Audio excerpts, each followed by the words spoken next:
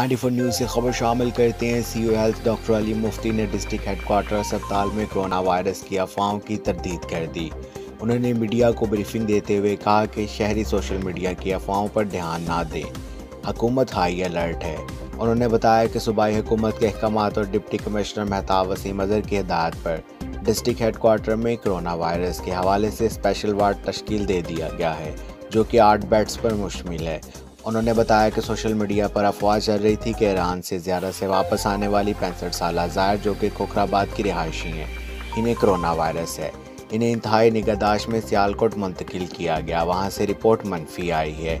CO health doctor Ali मुफ्ती ने social media पर चलने वाली अफवाहों की तरदीद करते हुए कहा कि मंडी बहाउद्दीन में कोरोना वायरस के हवाले से कोई भी केस सामने नहीं आया।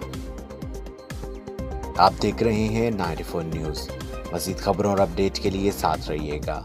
आप हमारी खबरें फेसबुक और यूट्यूब पर भी देख सकते हैं।